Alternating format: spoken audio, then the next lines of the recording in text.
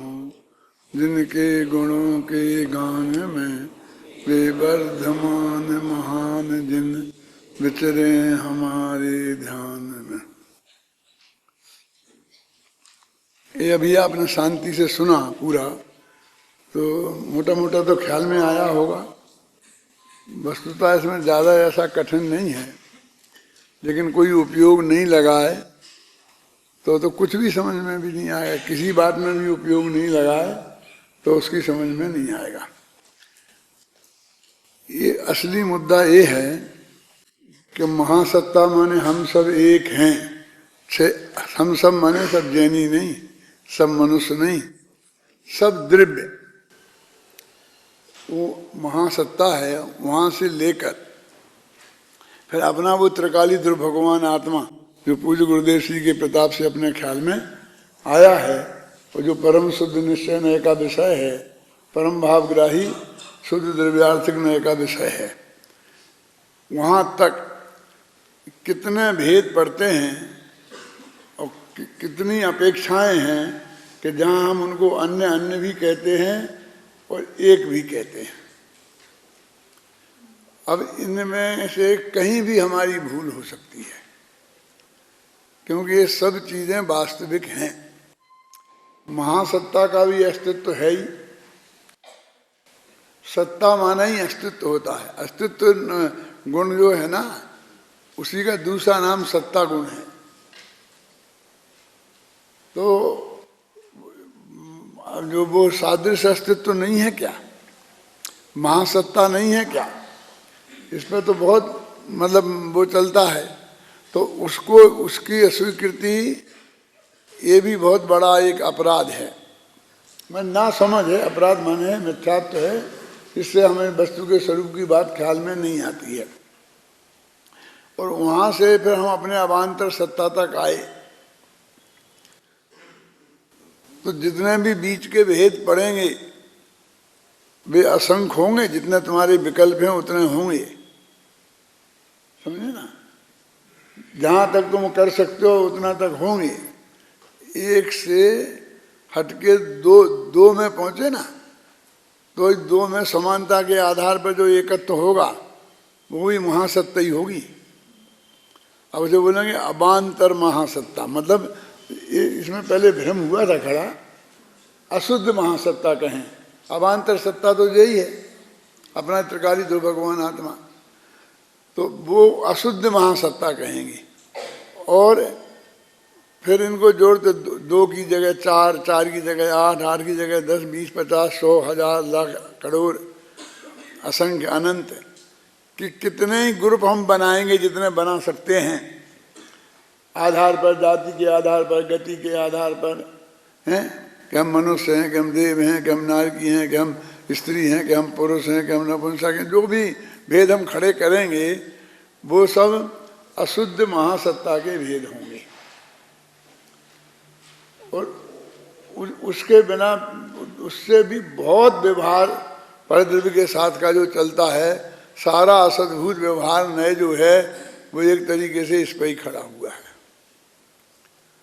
मैं दूसरे द्रव्य के साथ जो हमारा संबंध बताना, तो राजे पांडे राजमल जी ने जो परद्रव्य के साथ संबंध बताने वाले नए को नया ही नहीं माना, ये महासत्ता में क्या करेंगे। वो ही जो गलती उनने की, मैं बहुत स्पष्ट शब्दों में कह रहा हूं, उन नयों को स्वीकार नहीं करके वो गलती आज हमारे यहाँ भी हो रही है। और उसमें उनका ही कुछ योगदान है। किनका? पांडे राजमल जी का।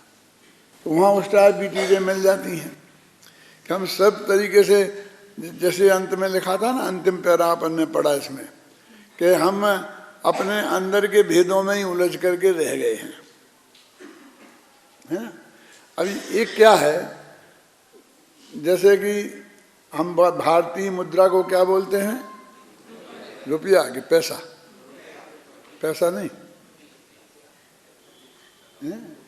यूरोपियन इंग्लैंड की मुद्रा है, उसे क्या बोलते हैं? पौंड। उसके अंदर में क्या होता है? शिलिंग। तो शिलिंग नहीं,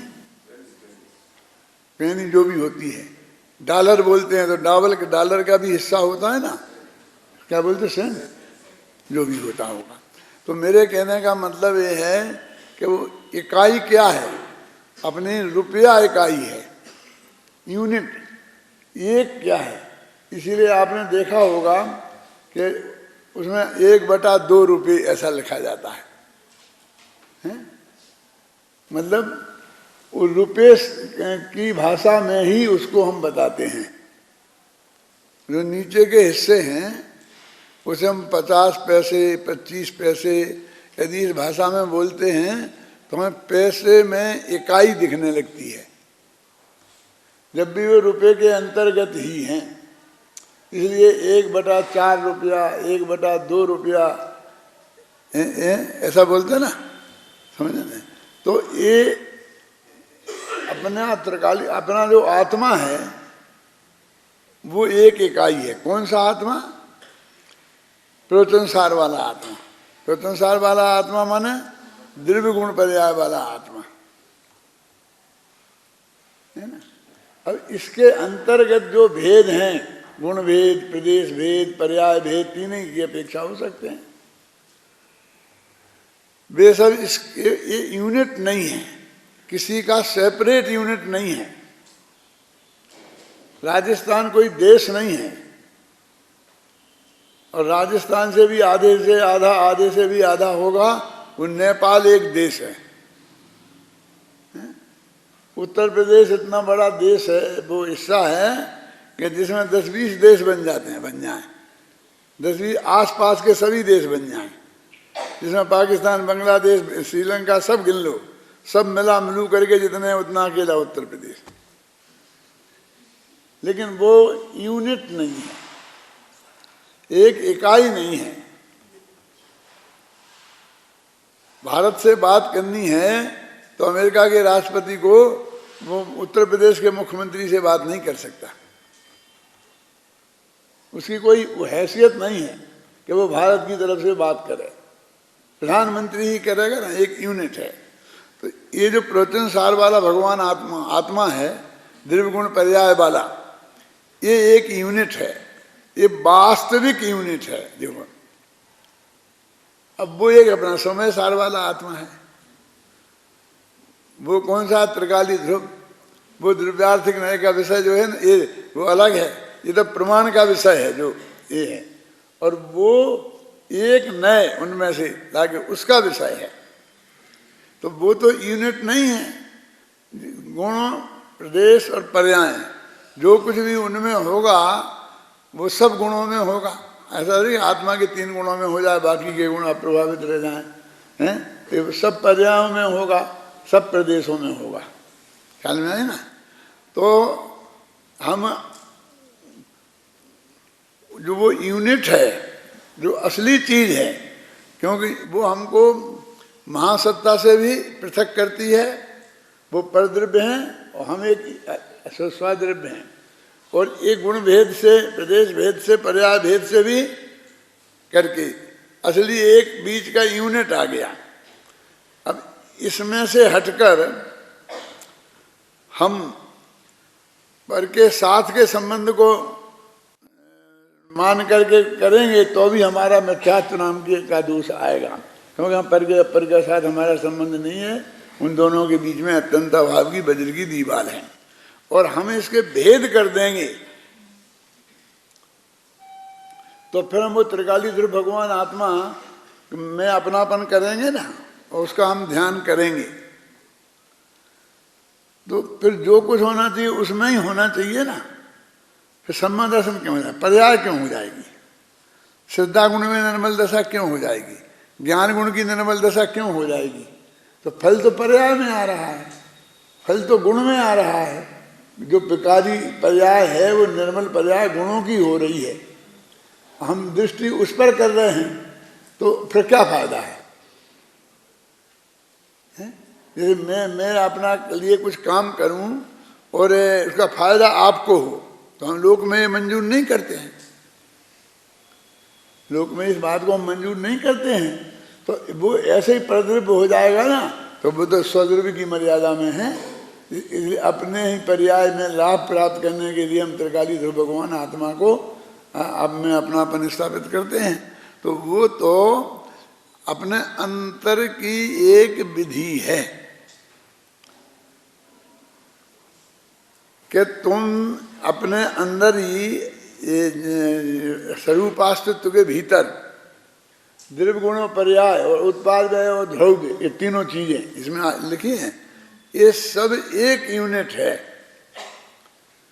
इसलिए एक में कुछ होगा तो दूसरे पर उसका प्रभाव नहीं होगा, ये संभव ही नहीं है।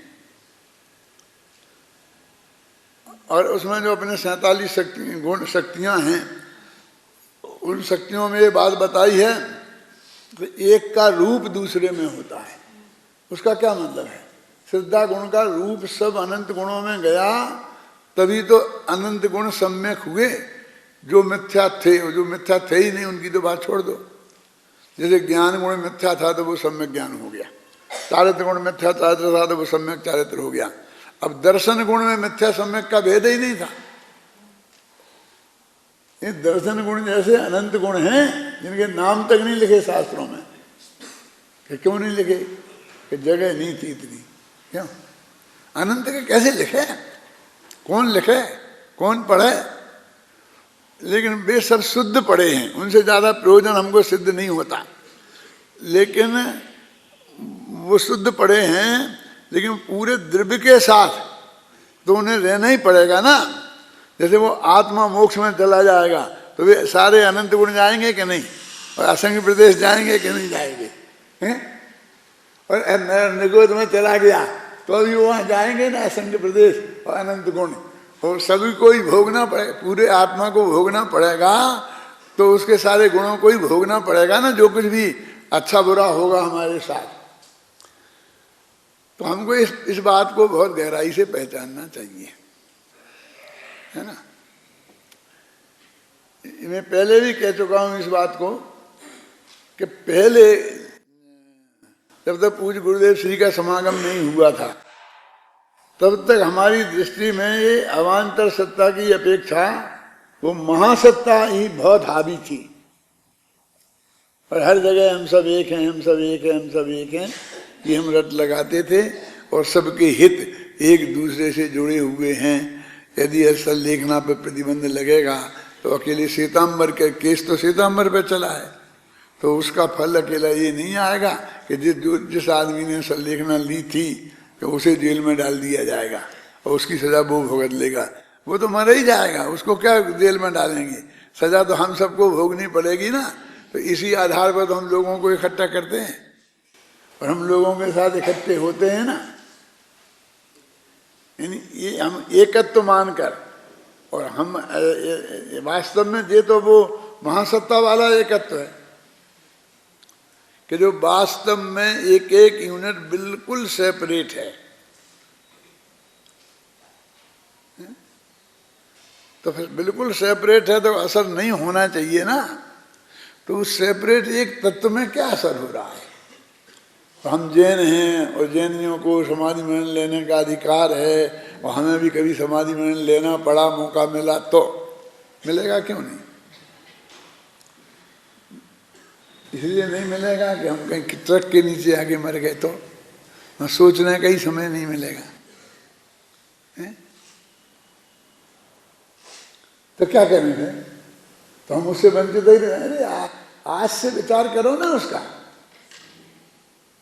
इसके लिए तो वो 12 वर्ष वाला और ये सब नियम है कि हमारे चित्त में उसकी महिमा आज से रहे।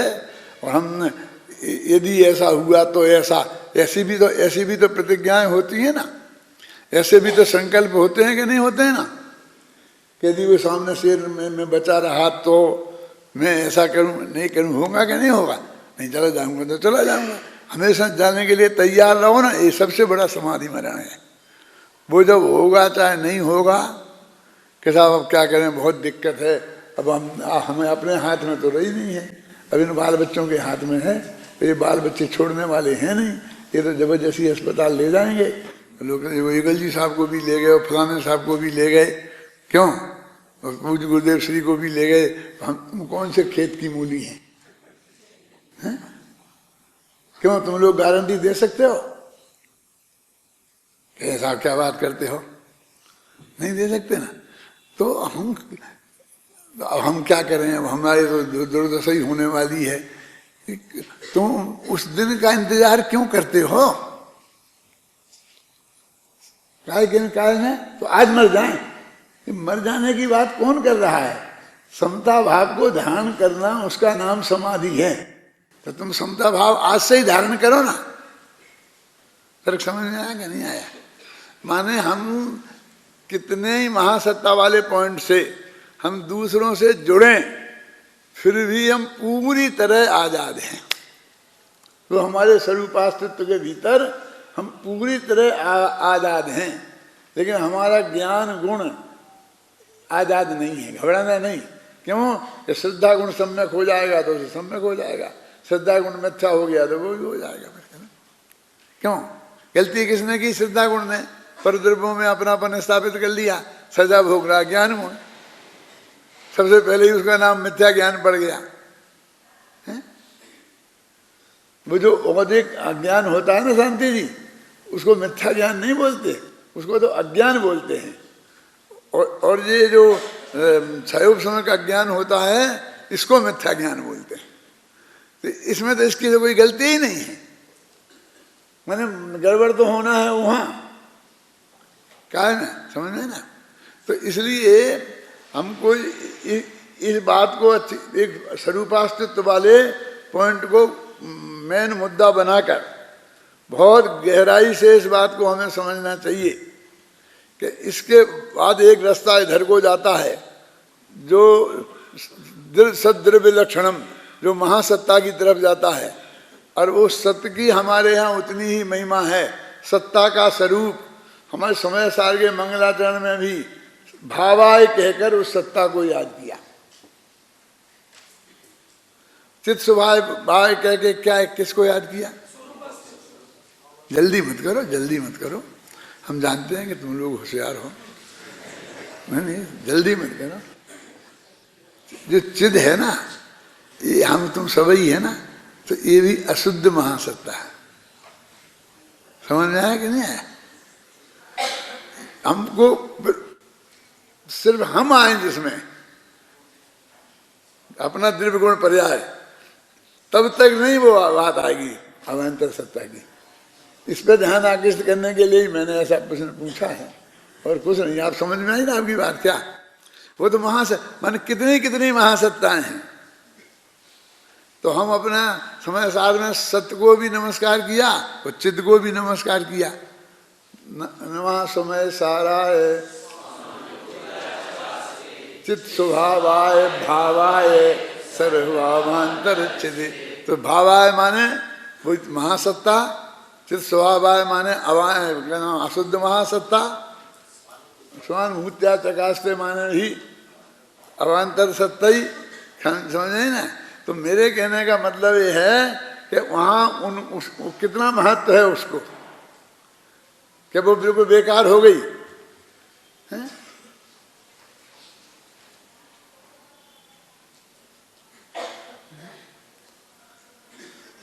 हम एक स्त्री पुत्र मेरे नहीं हैं, जे मेरे नहीं हैं, वे मेरे नहीं हैं, ऐसे ऐसे कर करके हमारे इतना वो हो गया। पूज्य गुरुदेव श्री जी के प्रताप से भेद विज्ञान की महिमा आई। वो अच्छी बुराई के अर्थ में नहीं कह रहा हूँ कि हमको बिल्कुल एक कोई अपने नहीं दिखते हैं। अच्छी बात है ना, ऐसा निरंतर हर एक के दिमाग में रहे। लेकिन जिस अपेक्षा वो हम एक हैं, तो वो अपेक्षा तो हमारे चित्त में को स्वीकृत रहनी चाहिए ना, कि नहीं साहब हम काय की अपेक्षा वो। लेकिन वो चित्त स्वभाव की अपेक्षा है। शांति जी समझ में आए नहीं? तो वे भी चैतन्य स्वभावी हैं और हम भी चैतन्य स्वभावी हैं। तो चैतन्य स्वभावी वाली के हिसाब से हमको वो अपना लग सकता है, तो फिर अस्तित्व के हिसाब से अपना क्यों नहीं लग सकता? भावाय के हिसाब से क्यों नहीं लग सकता? तो चित्त स्वभाव और भावा समझने की जरूरत है कि नहीं है?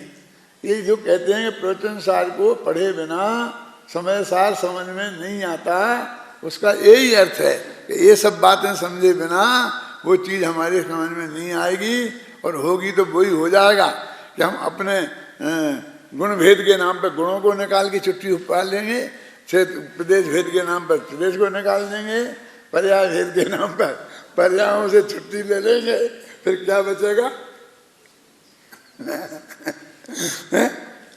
समझ गए ना? द्रव्यत्व को तो हमने इसलिए हटा दिया क्योंकि वो अनंत पर पदार्थों के साथ हमें जोड़ता है। मेरे कहने का अर्थ ये है कि हमने इसमें लिखा है, मुझे मालूम है कि वो जो अंदर का भेद विज्ञान कराया है वो तो आत्म असम्य दर्शन की प्राप्ति के उपाय के रूप में बताया है। क्या कि तुम्हें उस त्रिकाली ध्रुव भगवान आत्मा का ध्यान करो तो ये पहले कह देते हैं अच्छा नहीं है, उसमें अपनापन करो कहना चाहिए। पहले तो सम्य दर्शन होगा ना, पहले तो ज्ञान होगा ना, तो ध्यान तो बाद की बात है। जब ये हो जाएगा तो ध्यान तो हो गई उसका। फिर देखो क्या कहा मैंने, फिर कहता हूँ कि अपने ये चाहे 12 भावनाओं में तुम पाठ करते हो ना, सम्र भावना में हो और चाहे किसी में हो, हर जगह इस बात का संकेत है कि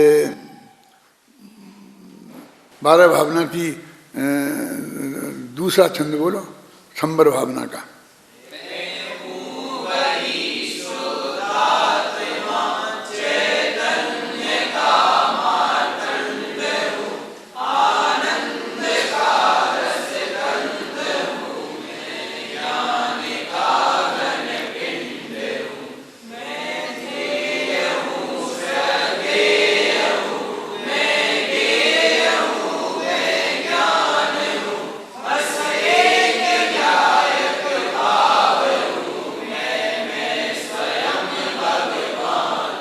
अंतिम पंक्ति का अर्थ बताओ, कौन बताएगा? मैं भी परीक्षा लूंगा तुम्हारी। इसमें जो 4 पंक्तियां बोली तुमने ना, अंतिम पंक्ति में क्या बात कही गई है जिसके लिए मैंने तुमको ये बुलवाया है छंद।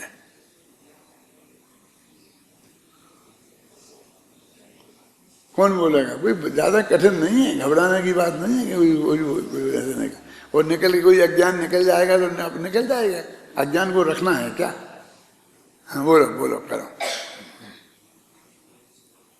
पंक्ति में कहा है बस एक ज्ञायक भाव हूँ, मैं स्वयं भगवान हूँ। अर्थात ज्ञायक भाव तो सभी जीव है, सभी जीव भगवान है, पर मैं ज्ञायक भाव हूँ ऐसा एक कहकर यहाँ स्वरूप वास्तविक आह्वान कर सकता क्यों संकेत किया? ये पूरी पंक्ति बोलो ना। बस एक ज्ञायक भाव हूँ, मैं स्वयं भगवान। वहां से बोलो मैं ध्येय हूँ। मैं ध्येय हूँ, श्रद्धेय हूँ, मैं ज्ञेय हूँ, मैं ज्ञान हूँ। बस एक ज्ञायक भाव हूँ, मैं स्वयं। इतने का अर्थ बताओ बोलो। सभी जीव ज्ञान स्वरूप तो है, पर मेरा ज्ञान स्वरूप भी मेरे लिए ध्येय है, श्रद्धेय है, ये है। अर्थात यह स्वरूप वास्तविक की ओर संकेत किया है। चलो बैठो बैठो। चलो ऐसा है कि इसमें श्रद्धेय हूँ कहा ना, तो श्रद्धेय हूँ कहा तो मतलब मैं मेरे लिए श्रद्धेय हूँ, लेकिन मैं श्रद्धा हूँ ऐसा नहीं कहा, समझना। फिर मैं ध्येय हूँ ऐसा कहा, लेकिन मैं ध्यान हूँ ऐसा नहीं कहा। और फिर मैं ज्ञेय हूँ, मैं ज्ञान हूँ और मैं ज्ञेय हूँ, दोनों का। पढ़ो अब पंक्ति।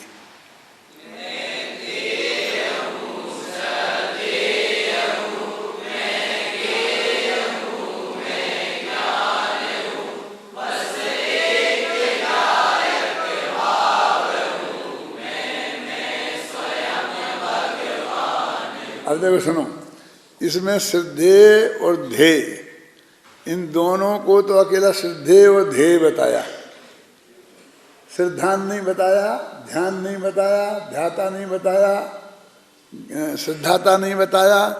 और वहाँ जब ज्ञान की बात आई तो क्या कहा? मैं ज्ञेय हूँ और मैं ज्ञान हूँ।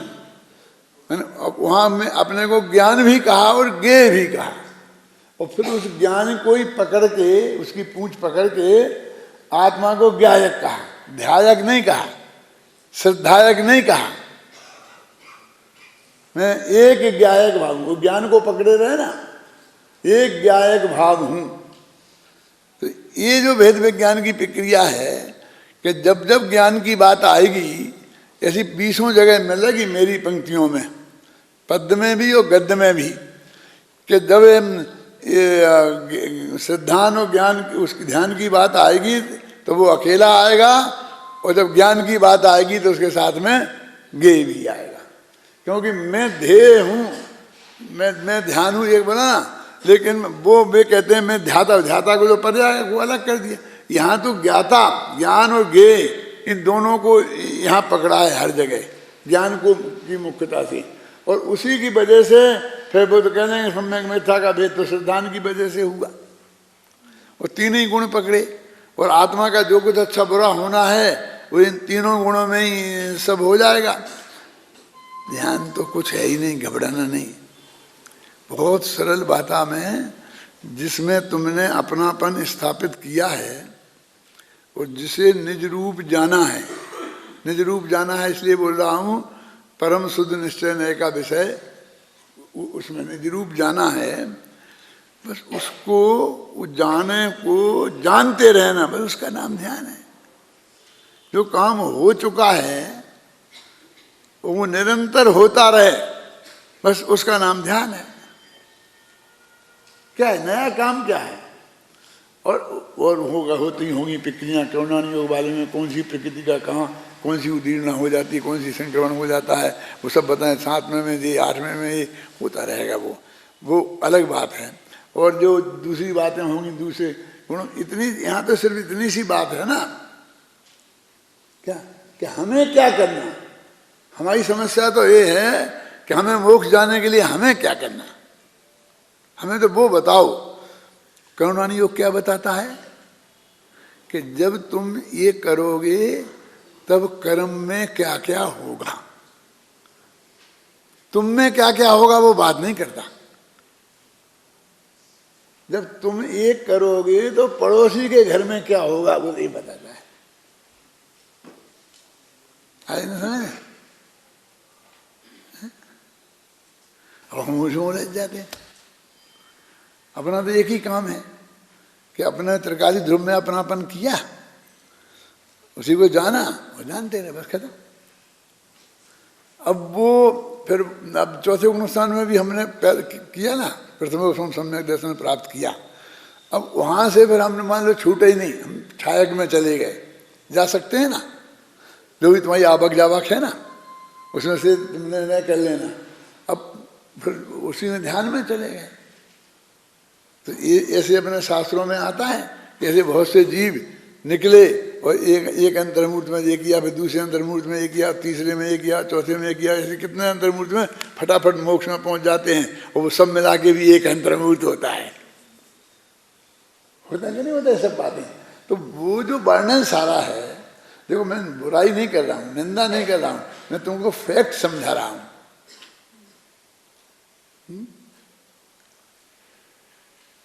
क्या समझा रहा हूँ कि वो कर्म में कम, उसमें हमारा बिल्कुल हस्तक्षेप नहीं है। हमें उसमें कुछ नहीं सोचना है, हमें उसमें कुछ करना भी नहीं है कि हमें पता रहेगा तो हम जैसे संभाल लेंगे, वो उद्वेलना नहीं होने देंगे, संक्रमण नहीं होने देंगे, स्थिति का अपकर्षण नहीं होने देंगे, उत्कर्षण नहीं, ऐसा कुछ नहीं है। विकल्प के अलावा तुम्हारे हाथ में और कुछ नहीं है।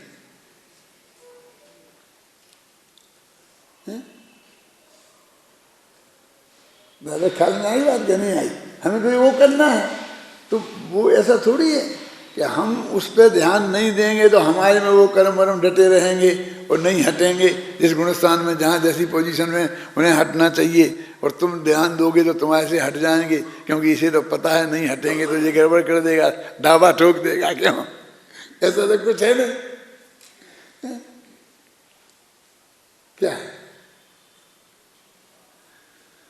ऐसा मत समझना कि कोई दूसरा आज करुणानि योग वाला है और मैं करुणानि योग वाला नहीं हूँ। मैं टोडरमल का तो भगत हूँ ना, और टोडरमल ने समय सार बाद में पढ़ा, पहले गोमट सार पढ़ा।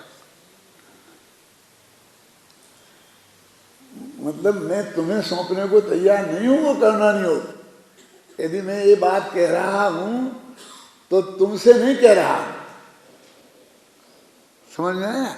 इसलिए कोई को अपने माथे पर लेने की जरूरत नहीं है, लेकिन वस्तु स्थिति समझनी है कि नहीं समझनी है। अपन यही तो कहते भाई हमें हमें क्या करना, तो ये बता दो कि साहब इतना बड़ा फंक्शन होगा, अपना भी वार्ष को सब 50वां स्वर्ण जयंती समारोह होगा, वो मनाएंगे तो ये होगा ये होगा बहुत होगा। कि साहब हमें तो बता दो कि हमें क्या करना है। क्यों तुम्हें बता दें तुम्हें क्या करना? ये कमेटी वमेटी वाले फिर जब बताएंगे, जब बताते रहेंगे, लेकिन मैं अभी बता देता हूं क्या। मैं कमेटी वमेटी में नहीं हूं, मैं तो कमेटी बनाने वाला हूं मैं। कि तुम यूनिवर्सिटी टॉप कर लो, बस इसमें बहुत काम हो जाएगा, जितना ये सब मिलके नहीं कर पाएंगे। और तुम लोगों ने कर लिया टॉप यूनिवर्सिटी, और 10 के 10 यदि हमारे उसमें मेरिट लिस्ट में आ गए और दूसरा कोई ले नहीं जा पाया, तो बोलो कितनी प्रभावना होगी परमात्मा, बताओ तुम कितना माथा मारोगे तो क्या कर पाओगे? इसके सामने शांति जी बोला, ये तो कुछ नहीं करना है जो हम कर रहे हैं, और हम जिसके लिए आए हैं और जिसके लिए हम दिन रात कोशिश कर रहे हैं कि हम टॉपर्स हो जाएंगे तो हमारा भविष्य में हर तरह की तरक्की होगी ना। सोचते कि नहीं लौकिक तरक्की के लिए भी और आत्मिक तरक्की के लिए भी, कि आप तो वही काम बता रहे हैं। यही तो कह रहा हूं मैं कि हम दूसरा कुछ बता ही नहीं रहे।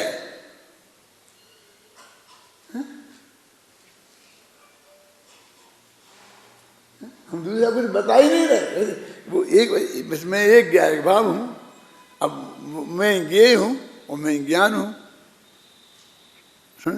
यद्यपि वो जो भावना है ना कौन सी, बोधि दुर्लभ, उसमें इनको भी लिया है। देव हूं, श्रद्धेय हूं, ध्यान हूं, ध्याता हूं, सब लगा। बोला बोलो बोला।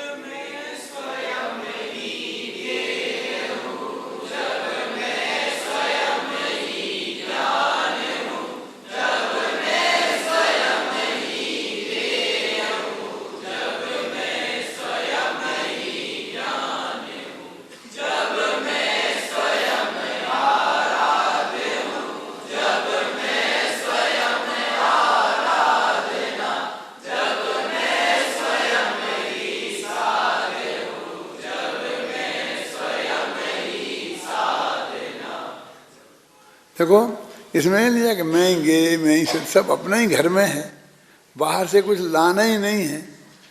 बाहर में वज्र की दीवार है, कोई छीन के ले नहीं जा सकता है। और ये मेरा को मुझे क्या करना है कि मेरा मेरे में हो रहा है, होना है, उसमें भी मुझे कुछ बुद्धिपूर्वक नहीं करना है। मैं गे हूँ, मैं ज्ञान हूँ, मैं ध्येय हूँ, मैं ध्यान हूँ, इसमें मुझे क्या करना है? हूँ तो हूँ, इसमें करूं क्या? कि जानो बस, और क्या करो कि जान लो कि मैं ऐसा हूं, मैं ऐसा। देखो वो पंक्ति पढ़ी थी ना, मैं ध्येय हूं, श्रद्धेय हूं, मैं ज्ञान हूं, मैं ज्ञेय हूं, मैं ज्ञान हूं। अपने यहाँ तो ऐसा क्रम है सम्यक दर्शन ज्ञान चारित्र का। तो पहले होना चाहिए था श्रद्धेय हूं, फिर होना चाहिए था ज्ञेय हूं, फिर होना चाहिए था क्या है ध्येय हूं। ऐसा होना चाहिए ना, जो अपना क्रम है। लेकिन वहां क्रम बदल दिया कि छंदानुरोध से बदल दिया। क्यों बदला है? तो तुम लोगों से कवि भी तो बहुत है ना, तुम्हारा कवियों का भी तो हुआ था कुछ है? क्यों? इसलिए बदला कि हमको श्रद्धेय के साथ श्रद्धान नहीं बताना था, ध्येय के साथ ध्यान नहीं बताना है, और ज्ञेय के साथ ज्ञान बताना है। तो इसलिए तीनों निपट जाएं, और फिर ज्ञान के साथ ज्ञेय आएगा तो अच्छा रहेगा ना। अब आप समझ नहीं, अब पढ़ो पंक्ति।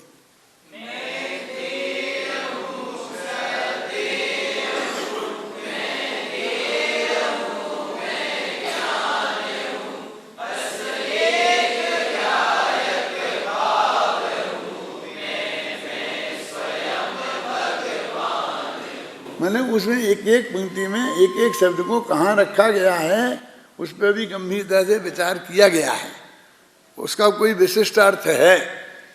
क्योंकि उसको तुम्हें पहले ही रख देते थे, मैं ज्ञेय हूँ, मैं ज्ञान हूँ, फिर मैं ध्येय हूँ, फिर सिद्धेय हूँ। क्यों? फिर हमको ज्ञायक भाव से भी तो जोड़ना है, तो वहाँ ठीक रहेगा ना कि मैं ज्ञेय भी हूँ, ज्ञान भी हूँ, और मैं ज्ञायक भाव हूँ। आ गया ना, दोनों में ज्ञेय और ज्ञान दोनों आ गए ज्ञायक भाव में। है? तो ये वस्तु का स्वरूप है। कितना सरल है ये मोक्ष मार्ग, और ये सचमुच है, कोई कहने की कल्पना नहीं है, ये वास्तविक है बिल्कुल। और चरणानी योग क्या है? कि ऐसे जीव जिनकी ऐसी परिणति होती है तो उनका जीवन कैसा होता है, इसका नाम है चरणानी योग। क्या मैं तीन कसाय के अभाव रूप जब शुद्ध परिणति होती है तो उसके पंच महावृत रूप शुभराज भी आएगा, तो पंच महावृत रूप ही आ सकता है, महाहिंसा रूप, झूठ रूप, चोरी रूप, कुशील रूप, परिग्रह रूप नहीं आएगा।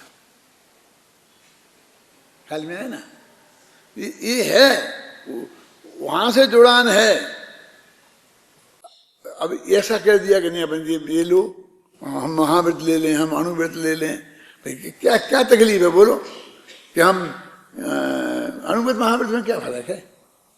कि हम दूसरे जीवों को नहीं मारेंगे, क्या फर्क है बोलो इससे?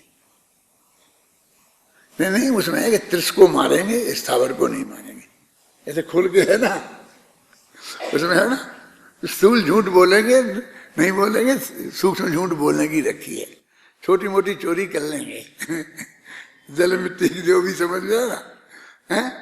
विषय सेवन तो नहीं छोड़ेंगे, लेकिन परिस्थिति का विषय सेवन नहीं करेंगे। परिग्रह जोड़ेंगे तो लेकिन लिमिटेड जोड़ेंगे, है ना? ऐसा ही है ना? तो ये तो दोनों बात, वृत्त तो एक ही रहा ना, अहिंसा वृत्त, महा हो और अणु हो, वो तो उसी के भेद हो गए ना। वो तो ये बता रहे कि तुम्हारे 3 कसाय चली जाएंगी तो तुम महावृत्ति हो जाओगे, 2 कसाय जाएंगी तो तुम अणुवृत्ति होगे, तुमके वो महावृत्त नहीं हो सकता है। क्यों? ये 2 कसाय जाएंगी तो तुम गृहस्थ में रहोगे, नग्न दिगंबर दशा नहीं होगी, तो रोटियां भी बनानी पड़ेंगी, खानी पड़ेंगी, कमाना भी पड़ेगा। क्यों? सारा करना पड़ेगा कि नहीं करना पड़ेगा?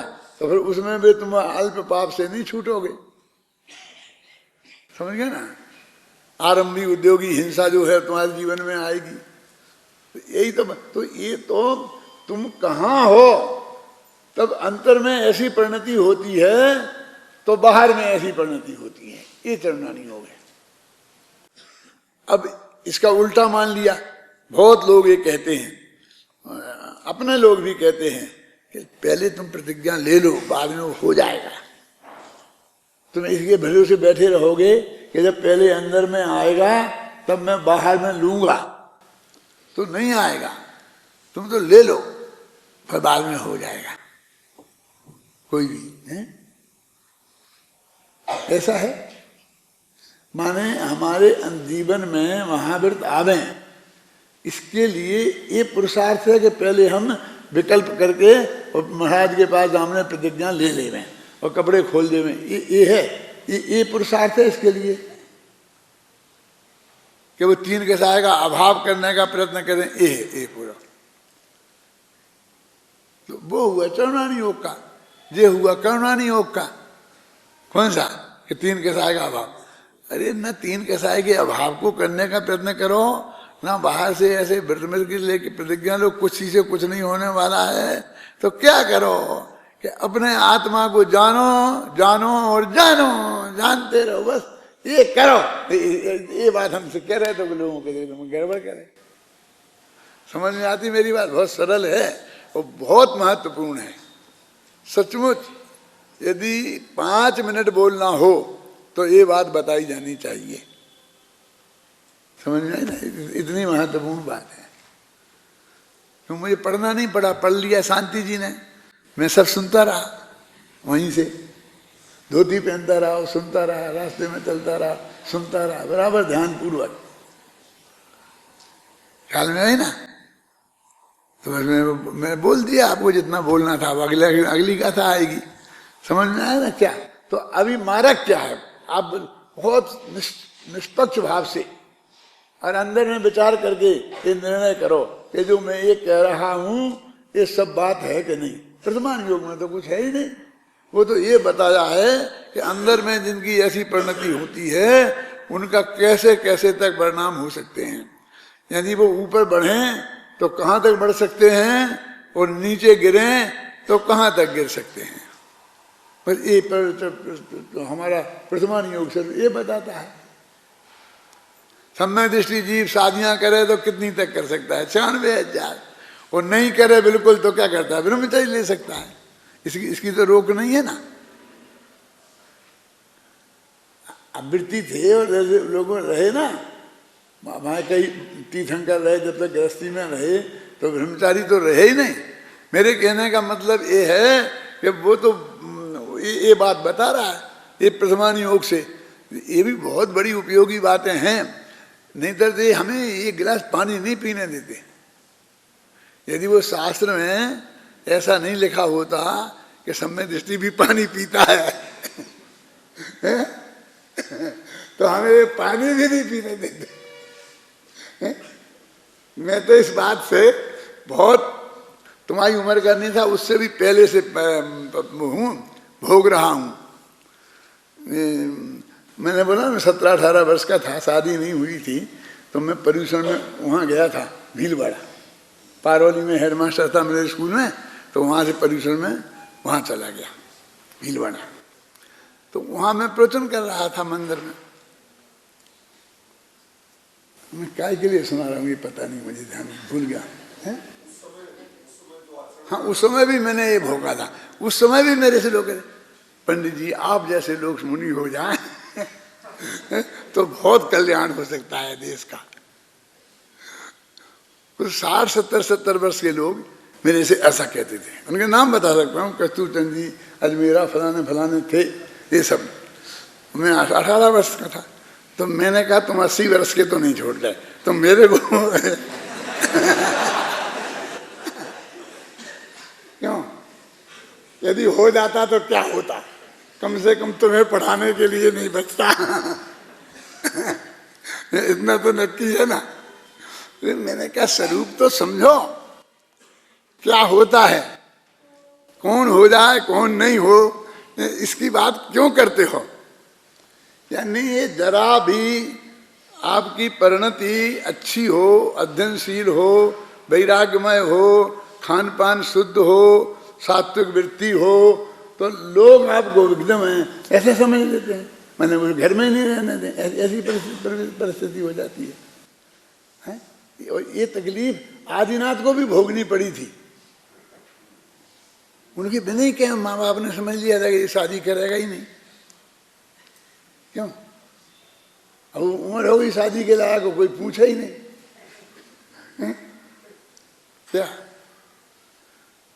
तो ऋषभदेव सोचने लग गए होंगे कि क्या ये कलयुग से भी खत्म हो गया, गड़बड़ हो गया, क्या मुझे भी लव मैरिज करनी पड़ेगी कहीं? ये घर वाले तो पूछे ही नहीं रहे, क्योंकि उनकी शुद्ध सात्विक थोड़ी परिणति हो गई थी। और क्या हुआ था बोलो? वो तो हुई तो चौथे ही गुण स्थान के लायक थी। वो कोई ऐसी नहीं थी मेरी कि जैसे मुनि हो जाए, आप समझ गए ना। और वो 83 लाख पूरब तक ऐसी रही। अब हम समझते ही नहीं है कि सम्यक दृष्टि की कितनी निर्मल हो सकती है और कितनी मलिन हो सकती, दोनों ही बातों का हमें खबर नहीं है। यदि प्रथमान योग नहीं होता तो हमें पता भी नहीं पड़ता, और हमें पता भी लग जाता तो हम सिद्ध भी नहीं कर पाते। अभी थोड़ा अंदाजा तो हम आपको बदल लगा सकते हैं ना कि 4 छायक सम्यक दृष्टि, अगले भव में मोक्ष जाने वाले, उसी भव से मोक्ष जाने वाले, इनकी बाह्य परिणति में, बाह्य क्रियाकांड में, जिससे आप सब धर्म मान के बैठे हो और उसके लिए बहुत प्रेरणा देते हो, कितना फर्क है मालूम आपको? उसी भव से मोक्ष जाने वाले भरत चक्रवर्ती 96,000 शादियां करी, 60,000 वर्ष तक लड़ने के लिए निकल गए, ऐसी परिणति है। और उसी अगले भव में से मोक्ष जाने वाले सर्वार सिद्धि के जीव क्यों भगवान के पंच कल्याणक तक में नहीं आते, समोसन में उनका उपदेश सुनने तक नहीं आते हैं? और लोकांतिक देव अकेले दीक्षा कल्याणक में आते, उसके पहले नहीं आते। और वहाँ खूब सब हर पंच कल्याणक में सब पंडित सुनाते हैं, प्रतिष्ठाचारी सुनाते हैं। वे बाल ब्रह्मचारी हैं। कौन? लोकांतिक देव। इसलिए वे दीक्षा कल्याणक के अलावा और किसी कल्याणक में नहीं आएंगे। ये कौन सुनाते हैं शांति जी? बाल ब्रह्मचारी लोग। बाल ब्रह्मचारी प्रतिष्ठाचारी हमें ये सुनाते हैं कि लोकांतिक देव चूंकि बाल ब्रह्मचारी हैं इसलिए वे गर्भ कल्याणक और जन्म कल्याणक में नहीं आते, नाच गानों में नहीं आते। अभी नाच गाना करा रहे, क्या जरूरत है तुम्हें? मतलब बताओ आवश्यकता क्या है? नहीं आते। तो इतना फर्क है। लोकांतिक देव, भरत चक्रवर्ती, सर्वा सिद्धि के हेमेंद्र, और एक दो हैं मेरे दिमाग में। कौन? सौधर्मेंद्र। दरवाजे पे आकर नाचता है। ये सारे नचइयों ने उसको पकड़ लिया है। सौधर्म नाचता है, सौधर्म नाचता है, हम नाचेंगे। अरे सौधर्म तो भगवान की भक्ति में जब उनका जन्म होता है एक दफे जिंदगी में तभी नाचता है। और तुम तो रोजीना प्रैक्टिस करते हो। अब वो नाचता है तो भगवान की भक्ति में नाचता है तो भगवान की तरफ देखता होगा। और तुम स्टेज पे आते हो तो भगवान तो पीछे रखे विराजी और तुम जनता की तरफ देख के नाचते हो। क्यों? भगवान की तरफ देखो ना, ये सब पीठ देखेगी। तो हमें तो जनता को दिखाना है। तो तुमको तो भगवान की खुशी में नाचना है ना, तो तुम तो अकेले में भी नाच सकते हो। तो ये नचैया कि भैया उस सौधर्मेंद्र से अपनी उपमा देते हैं। क्यों? कि इसका नृत्य क्या होता है, कैसा होता है? ये तुम्हारा नाचना नाचना ही है, भक्ति भक्ति कुछ नहीं है। भक्ति तो अनंत सिद्धि की होती है। वो तो अभी छोकरा बच्चा है, छोकरा तो नहीं कह सकते, बच्चा है अभी। क्या भगवान का जन्म हुआ है तो वे क्या होंगे? बहुत सोते गुणस्थान में होंगे नहीं, और क्या होंगे? हैं? छोटे बच्चे ही तो होंगे ना, और क्या होंगे बोलो? तो उनकी भक्ति का क्या? देव साधुरु की होती है भक्ति।